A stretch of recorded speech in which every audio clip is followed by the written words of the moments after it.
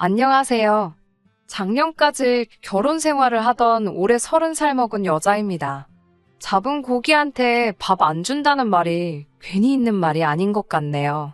결혼 후 돌변한 남편과 저를 공짜 식모로 알고 부려먹으려고 하던 시댁과 이별하고 혼자가 되었네요. 이혼한 것에 대해 저는 단 한 번도 후회를 한 적이 없고 오히려 이전보다 잘 지내고 있어요. 어쩌다가 이런 사연을 전하는 곳을 알게 되어서 저도 제 이야기 한번 보태볼까 해서 이렇게 저희 이야기를 적어봅니다. 남편은 궁합도 안 본다는 4살 차이였습니다. 남편이나 저나 둘 다 취직해서 어느 정도 자리 잡고 일하고 있을 때 만났어요. 저는 연봉 3천 정도를 벌고 있었고 남편은 4천으로 저보다 벌이가 좋았습니다. 연애 기간은 1년이 조금 넘은 정도로 그렇게 긴 편이 아니에요. 결혼이라는 걸 생각해 본 적도 없는데 대뜸 남편이 먼저 청혼을 해왔습니다. 그때 남편이 결혼을 위해 자기가 모아놓은 돈이나 기타 여러 가지를 이야기해줬는데 모아놓은 돈은 1억 정도로 저랑 비슷한 편이었어요. 결혼 이야기가 오고 간다면 그 전에 어떤 뉘앙스라도 보여주면서 저도 마음의 준비를 할 시간을 줬으면 좋았겠는데 정말 그런 신호도 없이 대뜸 결혼 이야기를 꺼내니 많이 당황했습니다. 연애한 기간이 짧았지만 남편은 벌이도 괜찮고 생각하는 것도 건강해서 저도 막연하게 결혼을 한다면 이 사람과 하지 않겠나? 하는 생각을 가지고 있기는 했거든요. 그래도 조금 꺼려지는 게 있었는데 저는 결혼을 한다면 좀 더 상대방에 대한 걸 알고 하고 싶었었어요. 그도 그럴 것이 저희 어머니가 고생하는 것만 보고 자라와서 그런지 그런 게 더 심했어요. 저희 아버지는 둘째인데 오지랖이 무지하게 넓어서 나중 가서는 큰아빠 집에서 제사도 가져오고 전업주부셨던 어머니 생각은 물어보지도 않고 고모네 자식들을 집으로 데려와서는 어머니께 보라고 하신 적도 있어요. 그래서 어렸을 때 보면 저희 집이 30평대 아파트이긴 한데 아파트가 꽉 찰 정도로 친척들 불러 모아서 제사 지내고 어머니는 허리도 펴지 못하고 구석에서 음식 준비하면서 고생하셨던 게 기억에 크게 남아 있습니다. 나중에 가서는 아버지가 할머니까지 모시고 살겠다고 드는 바람에 그제서야 어머니가 참다 폭발해서 이제 애들도 다 컸고 자기도 어려울 거 없다고 그냥 이혼하자고 한마디 쏘아붙이는 바람에 겨우겨우 어머니도 어머니의 삶을 찾으셨어요. 그때 어머니가 제사도 다시 큰아버지네 집으로 돌려줬고요. 어머니가 이혼 이야기 하면서 성질 부리신 이후부터는 아버지도 어머니 눈치 보고 어머니한테 찍소리도 못하게 되었습니다. 그때부터 저녁 식사 후에 설거지까지 나서서 하시고 청소기같이 본인이 할 수 있는 집안일은 직접 하도록 바뀌셨고요. 아무튼 어머니가 이렇게 고생하는 걸 봐왔기 때문에 결혼은 아무리 두 사람이 좋아서 하는 거라고 하지만 배우자의 가족들이 어떤 사람인지도 알고 싶었고 어떤 생각을 갖고 있는지가 저에겐 가장 중요했던 것 같습니다. 그런데 남편의 가족들과 아무런 교류 한 번 없었던 상황인데 제가 아무리 남편에 대한 이미지가 좋다고 한들 결혼하자는 말에 손쉽게 알겠다, 싫다 대답을 할 수가 없었어요. 그래서 남편한테 자초지종을 말해주고 나는 좀 더 오빠의 가족들이나 여러 가지에 대해 미리 알고 그러고 나서 결정을 하고 싶다고 대답을 해줬습니다. 그냥 차라리 거절을 했을 걸 자초지종을 말해준 덕분에 괜히 사기 결혼을 했다는 마음을 갖고 이렇게 살아갈 줄은 몰랐지요. 인사드리러 처음 시댁에 찾아갔을 때 시누며 시부모님 모두 저를 반갑게 맞이해 주셨습니다. 처음 봤는데도 마치 오랜 가족의 일원인 것처럼 허물없이 대해주셨어요. 남편이 어느 정도 제 상황을 말씀을 드린 건지 우리 집은 제사도 안 지낸다는 말을 계속해서 하셨거든요. 그렇게 시댁 식구들을 결혼 전에 2번 정도 더 만났는데 시부모님만 따로 배웠을 때도 저를 어려워하신다는 느낌이 들 정도로 저한테 잘해주셨고 남편보다 나이 많은 신우도 몇 번 만났는데 동생이 먼저 간다는 식으로 장난처럼 말만 했지. 그걸 가지고 눈치를 준다거나 하지도 않았고 결혼하면 자기를 친언니라고 생각해도 된다고 말하며 저를 편하게 대해줬습니다. 그렇게 몇 번 만나니 남편의 가족들은 그냥 평범하게 화목한 가정인 것 같다는 느낌을 받았고 저도 그렇게 제가 걱정했던 것들을 내려놓기 시작했고 점점 남편과 결혼을 하는 쪽으로 마음을 정하게 되었습니다. 결혼 준비하는 것도 순탄했어요. 피차 남편이나 저나 모아놓은 돈이 비슷했기 때문에 양가에서 결혼 지원도 비슷하게 받을 수 있었습니다. 서울 변두리이기는 하지만 그래도 나름 신축인 빌라의 전세로 신혼집을 차리게 되었어요. 아파트로 가고는 싶었지만 돈이 조금 모자라서 괜히 대출까지 받아 꾸역꾸역 맞춰 들어가 사느니 거기서 딱 5년만 참고 살면서 맞벌이하며 돈을 모아서 5년 뒤에는 대출을 끼고 서울에 아파트를 구하던지 아니면 외곽으로 나가서 신도시권의 삶의 터전을 잡던지 하기로 결정을 했습니다. 이상적인 결혼 생활까지는 아니더라도 나름 행복하게 잘 살 자신이 있었거든요. 결혼하고 나서도 초반에 신혼생활 하면서 정말 깨가 쏟아졌다 자부할 정도로 사이좋게 잘 지내고 있었는데 결혼하고 나서 맞는 첫 명절인 추석 때부터 뭔가 잘못되고 있다는 생각을 받게 되었어요. 제사를 안 지내는 건 이미 결혼 전부터 시댁에서 강조하던 일이었으니 크게 걱정하지는 않았습니다. 그런데 추석인데도 꼭두 새벽까진 아니지만 너무 이른 아침부터 오라고 하시더라고요. 시댁에 일찍 도착한 만큼 친정에 일찍 갈 수 있지 않겠나? 그렇게 하루 만에 양가 다 방문하고 그냥 추석 연휴는 집에서 남편과 둘이 편하게 쉬면 되겠다 하는 생각을 하고 있었거든요. 그런데 시댁에 도착했더니 이미 제가 도착하기 전부터 아주 제삿날을 방불케 할 정도로 세팅을 다 끝내놓으셨더군요. 시댁 문이 열리고 나서 제 눈에 들어온 진풍경에 입이 다물어지지가 않더라고요. 문을 열자마자부터 바닥에 신문지를 잔뜩 깔아져 있었고 그 앞에 서 계시던 시어머니가 마치 저를 기다리기라도 했다는 듯이 얼려놔서 저보고 거들라 하시더군요. 차라리 음식 준비를 도와야 하니 일찍 오라고 미리 말씀이라도 해주셨으면 옷도 아끼는 옷으로 차려입고 가지 않았을 텐데요. 음식하는 것 정도야 도와드릴 수 있습니다. 어려운 게 아니니까요. 그런데 음흉하게 그런 사실들을 숨겨와서는 저보고 하는 게 당연히 해야 할 일이라는 식으로 나오는 게 기분이 썩 좋지가 않았어요. 신우가 갑자기 제 손을 잡아 끌더니 자기 방으로 데리고 와서는 자기가 입는 편한 옷이라고 꺼내주더군요. 저는 그게 나름 저를 위한 배려라고 생각해서 이 집안에 신우 말고는 믿을 사람이 없겠다 감동까지 하려던 차에 말 한마디 보태면서 초를 치더라고요. 비싼 옷 입고 오면 일 안 시킬 줄 알았냐고 하면서 얼른 이걸로 갈아입고 옆에 가서 어머님을 도우라고 명령하듯 말하더라고요. 신우가 잘 때 입는 건지 뭐 할 때 입는 건지 모르겠는 후줄근한 옷으로 갈아입고 나와서는 솔직히 멘붕이 와서 이게 뭐 하는 짓인가 하는 생각을 하고 있던 찰나에 남편이 우리 밥도 안 먹고 아침부터 온 건데 벌써부터 일을 시키냐며 밥부터 먹고 하자고 하더군요. 그나마 남편이 제 편을 들어주는 거라 생각했습니다. 그런데 그건 저희 착각이었어요. 남편도 그렇지만 시댁 식구들도 밥을 허겁지겁 엄청 빠르게 하는 편이더군요.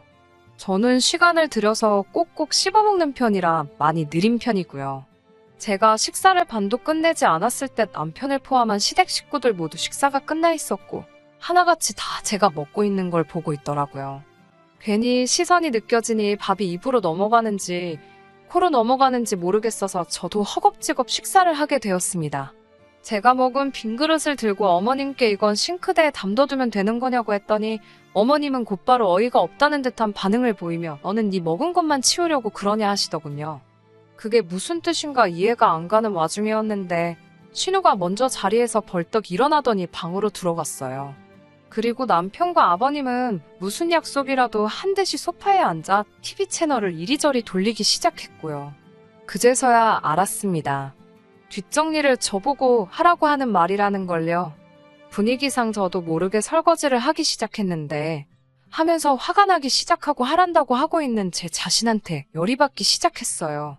시댁에서 시부모님 대신해서 집안일 정도는 할 수 있습니다. 하지만 다르고 다르다고 하잖아요. 남편까지 포함해서 온 가족이 뒷정리는 당연히 제 몫이라는 듯한 액션을 보이니 솔직히 기분이 많이 나빴습니다. 그냥 아무 말 없이 시작하셨으면 저도 당연히 마음 편히 앉아있을 수도 없고 뭐라도 도와드렸을 텐데 말이에요. 거기에 전 부치는 것부터 해서 결혼 전에 저에게 보여줬던 모습과는 180도 다른 모습을 보여주고 계시니 조금 어이도 없는 상황이기도 했습니다. 설거지하면서 열이 받기 시작하니 일부러 그런 건 아닌데 집중이 안 돼서 그랬나. 그릇 하나를 놓쳐서 바닥에 떨어뜨리면서 깨뜨려버렸어요. 죄송하다고 곧바로 사과를 드렸는데 제가 다쳤냐고 물어보는 게 아니라 그 그릇이 얼마짜린지는 아냐면서 칠칠치 못하다고 어떻게 다 큰 여자가 설거지도 제대로 못하냐는 듯이 한 소리를 하시더라고요. 깨진 그릇을 치우면서 조금 살기를 내뿜으며 남편을 노려봤는데 남편이 그제서야 제가 심기가 안 좋다는 걸 눈치를 챈 건지 TV 보느라 소파에 붙여놓았던 무거운 엉덩이를 들어서는 저를 도와주러 성큼성큼 오더라고요. 설거지가 끝나고 나서 다시 소파로 돌아가려고 하길래 남편한테 오빠는 가길 어딜 가냐고, 오빠도 이리 와서 같이 전 부치자고 했습니다. 어머님은 남자가 무슨 전을 부치냐고, 회사 일하느라 힘들 텐데 그냥 쉬라고 하라고 하시길래 어머님한테 저도 한마디 했어요. 쉬기는 뭘 쉬냐고, 저도 회사 일 하느라 힘든 건 똑같다고 말했죠. 맞벌이 하는데 당연히 남편이 힘들면 저도 힘들다고요. 어차피 집에서도 반반 결혼했다고 집안일 나눠서 하는데 남편이 은근 요리 실력도 괜찮으니 전도 맛있게 잘 부칠 거라고 했어요. 남편은 어머님하고 저를 번갈아 쳐다보면서 눈치를 살피고 있는데 결국 매일같이 마주치는 건 저였다 보니 결국 제 눈치를 보고 전을 부치기 시작하더라고요. 어머님은 아주 벼르고 계셨던 건지 부침가루도 1kg짜리로 아주 몇 봉지를 준비해 놓으셨더라고요. 가족이라고 해봐야 신우의 시부모님, 그리고 남편과 저 이렇게 5밖에 없는데 무슨 욕심에 그렇게 많이 준비를 해놓으신 건지 아주 한동안 전만 드시려고 작정하신 건가 싶었습니다. 해가 중천에 뜰 때쯤에야 전 부치는 게 끝나고 그렇게 점심 식사를 했어요. 점심 식사를 하고 나니 남편이 그때는 알아서 제 눈치를 보면서 뒷정리하는 거 같이 하자고 하더라고요. 곧 죽어도 자기가 하겠다고는 안 하고 같이 하자는 말이 제 심기를 건드리기는 했지만 남편도 남편 나름대로 눈치가 보이는 게 있을 테니 이해해 주기로 했습니다. 뒷정리가 다 끝나고 그제서야 시댁에 와서 처음으로 쉴 수가 있었어요. 전 부치는 내내, 뒷정리하는 내내 방 안에 틀어박혀서 밥 먹을 때만 코빼기 내비치던 신우의 방으로 들어갔습니다. 이제 일하는 건 다 끝났으니 제 옷으로 다시 갈아입으려고요. 그런데 문을 열고 들어가니 어이가 없게도 신우가 아주 내 옷을 입고서는 거울 앞에 패션쇼를 하고 있더군요. 자기한테 더 잘 어울리는 것 같다고 자기 옷장에서 적당한 거 골라서 입고 그 옷은 자기가 갖겠다고 하는 거예요. 진짜 성질머리 같아서는 그 자리에서 머리채를 잡아버릴까 했는데 남편 얼굴 봐서 한번 참았습니다. 그 옷은 친정어머니가 명절날 입으라고 사주신 거고 제가 아끼는 옷이기도 하고 의미가 있는 옷이기도 하니 그렇게 못하겠다고, 그리고 이제 친정에 가봐야 하니 그 옷은 지금 빨리 벗어달라고 정중하게 말했어요. 신우는 콧방귀를 뀌면서 그깟 옷 가지고 너무 치사하게 구는 게 아니냐 하더라고요. 저에게 있어서 언니가 되어준다는 말이 동생 거 다 뺏어가는 심술 맞은 파쥐 같은 언니가 되어준다고 했던 말인가 싶더라고요. 제 옷도 돌려받았고 저도 더 이상 시댁에는 1초도 있기 싫어서 이만 친정에 가보려 한다고 인사를 드렸습니다.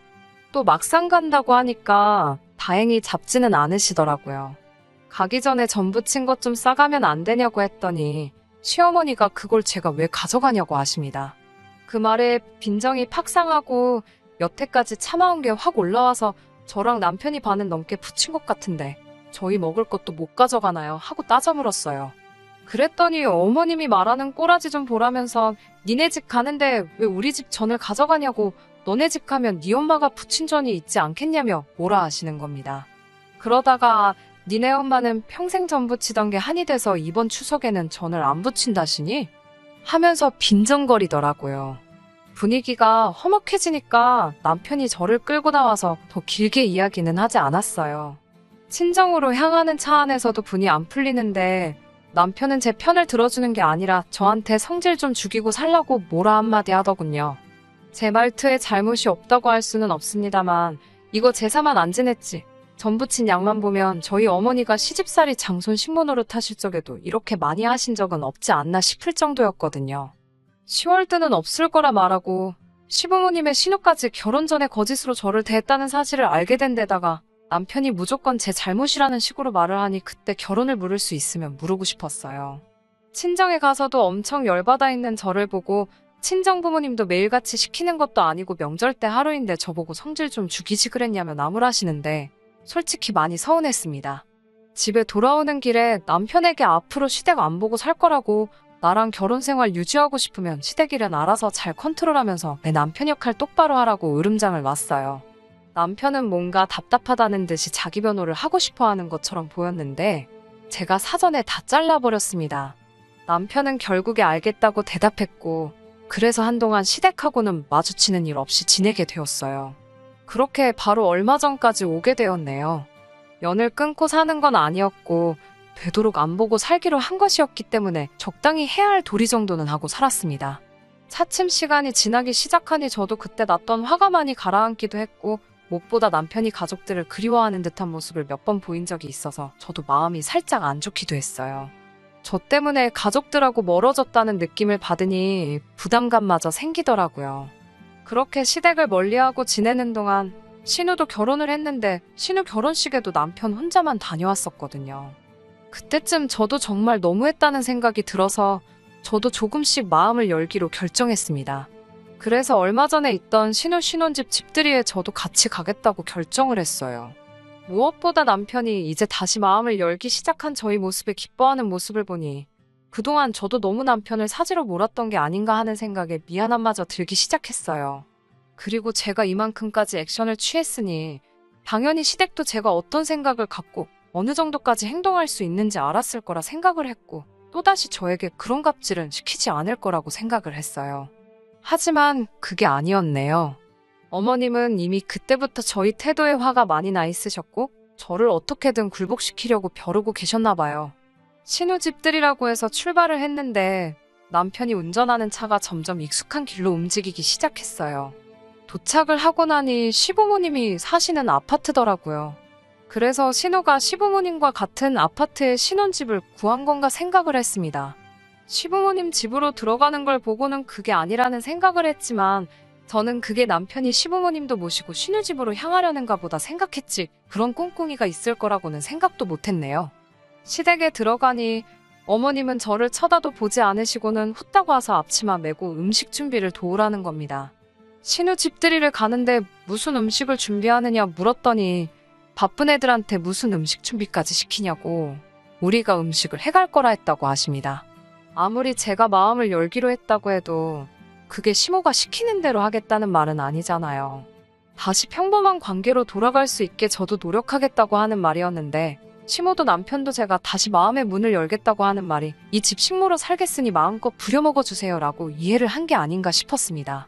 그래서 제가 신우 집들이 음식 해주러 마음의 문을 연 게 아니라고 그 길로 문을 박차고 나오니 남편이 따라 나와서 알겠다고 하면서 저를 설득하더라고요. 자기도 부모님을 함께 모시고 가려고 온 거지 음식을 준비시킬 계획인 줄 몰랐다 하면서 어머니는 자기가 잘 설득을 해올 테니 차에 가서 기다리라고 하더군요. 그렇게 차에서 한 30분 정도를 있으니 남편이 저 멀리서 시부모님과 함께 내려오더라고요. 어떻게 설득을 한 건지는 모르겠지만 차에서 신우집으로 가는 내내 저한테 말 한마디 없으셨습니다. 아예 아무 말도 안 했으면 차라리 나았겠는데 저를 그냥 없는 사람 취급하면서 남편과 시부모님 셋이서만 제가 모를 만한 이야기들을 골라서 하시더군요. 크게 신경이 쓰이지는 않았습니다. 아마도 또다시 이번 집들이를 마지막으로 저는 또 한동안 시댁과는 같이 시간을 보낼 일이 없을 것이라는 확신이 생겼거든요. 신우도 신우의 남편도 예상한 시간보다 훨씬 일찍 그것도 빈손으로 도착한 우리를 보고는 적잖이 당황했을 겁니다. 엄마가 며느리 시켜서 음식을 해온다고 했는데 빈손으로 왔으니 신우도 어이가 없었겠죠. 저를 보고 눈을 흘기더니 인사도 없이 무시하며 지나쳐버리더군요. 아직도 그 눈빛이 잊혀지지가 않네요. 집들이라고 가족들 이리저리 데리고 다니면서 집 구경을 시켜주는데 저는 소파에 앉아있어도 본체만 채 자기들끼리 시시덕거리면서 좋아하더군요. 꺼다 놓은 보릿자루 마냥 자리만 지키고 있는데 솔직히 그냥 혼자 돌아가 버릴까도 생각했지만 딱 그날 하루만큼은 여태껏 날 위해 불편함을 감수했던 남편의 일련을 위해 참아주기로 했었습니다. 그런데 남편마저도 저한테 그럴 줄은 몰랐네요. 집 구경이 끝나고 신우가 근처에서 대충 주문한 배달 음식들로 집들이를 시작했어요.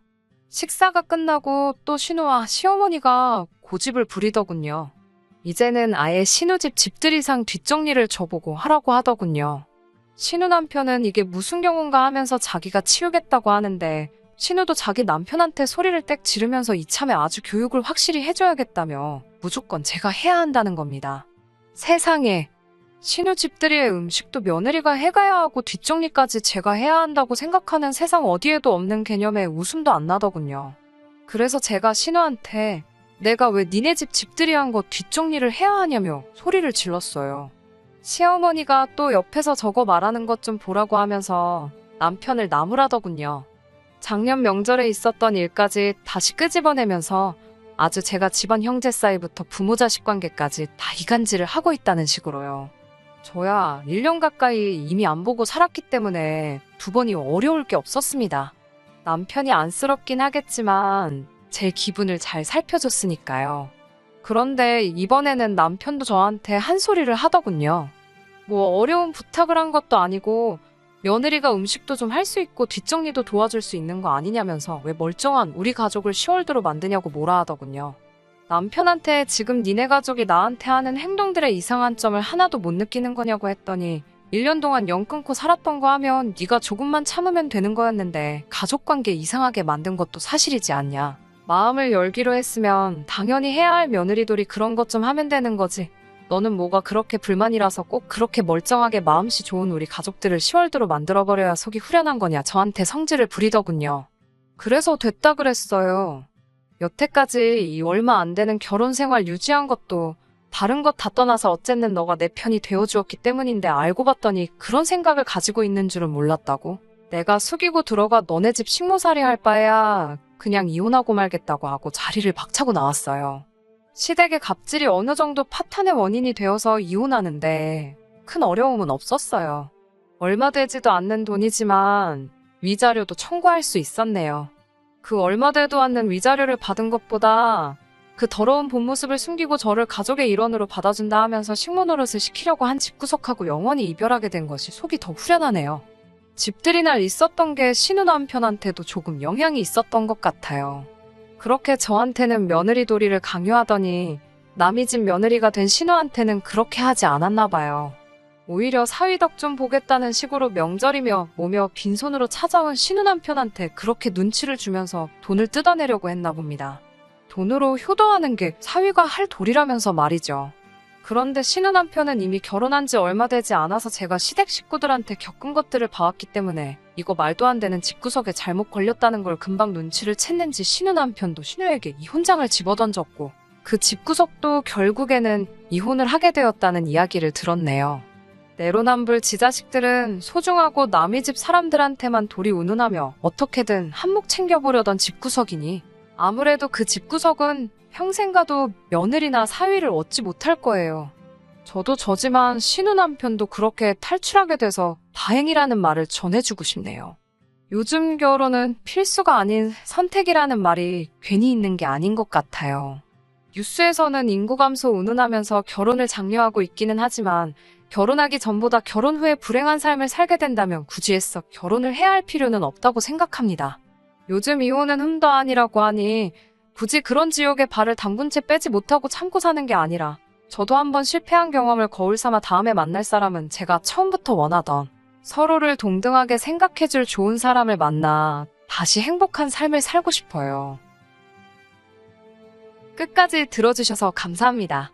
오늘의 사연은 여기까지입니다. 구독과 좋아요, 알람 설정 부탁드리고 더 좋은 사연으로 다시 찾아뵙겠습니다. 감사합니다.